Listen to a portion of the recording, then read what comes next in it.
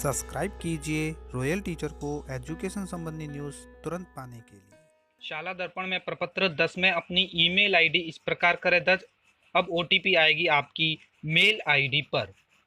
जी हाँ साथियों, इस बात से आप सभी अवगत होंगे कि अभी शाला दर्पण पर ओटीपी की समस्या चल रही है। शाला दर्पण पर भी चल रही है और स्टाफ लॉगिन पर भी चल रही है। दोस्तों, आपको मैं एक बात बता दूं कि शाला दर्पण और स्टाफ लॉगिन दो अलग अलग चीज़ें हैं। शाला दर्पण अपना स्कूल है, यानी स्कूल लॉगिन है, वहाँ पर हम स्कूल से संबंधित कार्य करते हैं। और स्टाफ लॉगिन है, वो अलग है, जिसके अंतर्गत हम अपना पर्सनल कार्य करते हैं।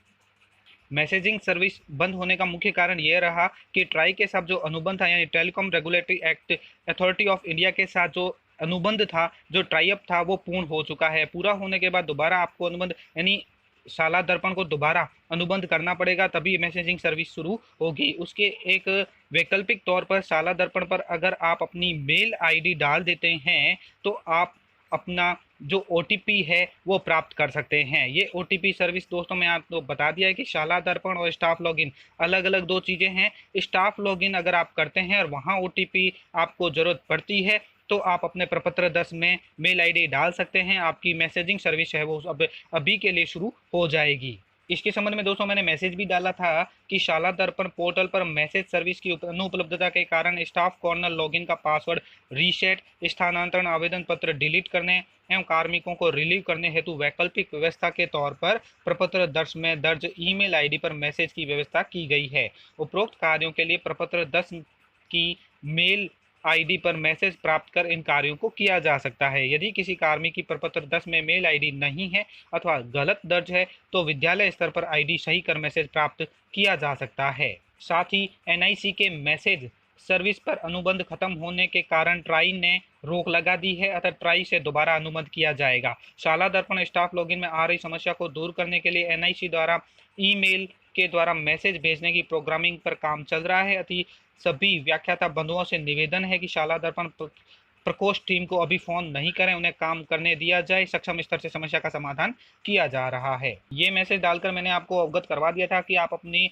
विद्यालय स्तर से शाला दर्पण पर मेल आईडी है वो डाल सकते हैं और आपकी मैसेजिंग सर्विस शुरू हो जाएगी। लेकिन कई शिक्षक साथियों के मैसेज आए कि शाला दर्पण पर हम अपनी मेल आईडी कैसे डालें। तो दोस्तों, आज के इस वीडियो में आपको बताऊंगा शाला दर्पण पर आप अपनी मेल आईडी कैसे और कहां पर डालेंगे ताकि मैसेज सर्विस अभी के लिए शुरू हो जाए। इसके लिए दोस्तों हम चलेंगे शाला दर्पण पे। एक बात और बता देता हूँ मैं, शाला दर्पण के स्टाफ लॉगिन में अगर आप जाएंगे तो यहाँ भी साफ साफ अक्षरों में यही लिखा आ जाएगा आपके सामने कि शाला दर्पण पर ओटीपी मैसेज की सुविधा, पासवर्ड रीसेट, स्थानांतरण आवेदन पत्र डिलीट करने, कार्मिकों को रिलीव करने हेतु ईमेल पर शुरू कर दी गई है। यदि किसी कार्मिक की ईमेल आईडी प्रपत्र 10 में दर्ज नहीं है अथवा गलत है तो विद्यालय स्तर से ईमेल आईडी को सही करके मैसेज प्राप्त किया जा सकता है। ईमेल आईडी मोबाइल नंबर बदलने की स्थिति में 1 घंटे पश्चात ही ईमेल आईडी और मोबाइल नंबर अपडेट होगा। तो आप को 1 घंटे तक वेट करना पड़ सकता है अगर आप मोबाइल नंबर या ईमेल आईडी पर बदल देते हैं तो। प्रपत्र 10 में आपकी मेल आईडी डालने के लिए आपको जाना होगा शाला दर्पण पे। शाला दर्पण पे जाने के बाद आपको यहाँ पे जाना होगा स्टाफ में, कॉर्नर में स्टाफ जो ऑप्शन आ रहा है इसमें जाना होगा। यहाँ पे मैं आपको दोनों तरह से बताऊंगा। आप स्कूल लॉगिन में प्राइमरी शिक्षक है, जैसे कक्षा 1 से 8 तक के लिए है, या आप 9 से 12 तक पढ़ाते हैं, सीनियर सेकेंडरी स्कूल है, पीयू स्कूल है, उसके लिए भी मैं आपको अलग से बताऊंगा। वीडियो को अंत तक जरूर देखें। तो दोस्तों बिल्कुल सिंपल सा है। स्टाफ लॉगिन में जाएंगे, स्टाफ ऑप्शन में जाने के बाद हमारे सामने सब ऑप्शन खुलते हैं, जो यहाँ पे लिखा आ जाएगा elementary school staff detail profile entry form 10। इसी को आपको ओपन कर लेना है। ओपन करने के बाद दोस्तों आपके स्कूल में जितने भी कार्यरत शिक्षक है या और है जो भी है एम्प्लॉई जो भी है, सभी का प्रपत्र 10 यहाँ से आपको खोल सकते हैं। यहाँ पे लिखा हुआ है प्रपत्र भरने और एडिट करने के लिए क्लिक करें, तो आप यहाँ से क्लिक कर सकते हैं। उसके बाद आपके सामने इस तरह का पेज खुल जाएगा जहां आपके जो प्रपत्र 10 है वो पूर्ण रूप से खुल जाएगा। आप अपनी डिटेल है पूर्ण रूप से जांच कर लें और नीचे आ रहा है सत्यापित करें। जब आप इसको पूर्ण रूप से जांच कर और सत्यापित करेंगे, यहाँ पे जो ग्रीन कलर का बटन आ रहा है सत्यापित करें, तो आपके सामने एक और नेक्स्ट पेज ओपन हो जाता है। यहाँ भी आपको अपनी डिटेल है वो सारी चेक कर लेनी है। उसके बाद इसी के अंतर्गत आपको यहाँ पे ईमेल आईडी का ऑप्शन मिलेगा। ईमेल आईडी, यहाँ पे आप अपनी ईमेल आईडी डाल सकते हैं। डालकर आगे की प्रोसेस कीजिए। प्रपत्र 10 को पूर्ण रूप से देखें, चेक करें और नेक्स्ट बटन पे क्लिक करते रहें। डाटा सक्सेसफुल मैसेज आता रहेगा आपके पास और प्रपत्र 10 को पूर्ण रूप से भरें।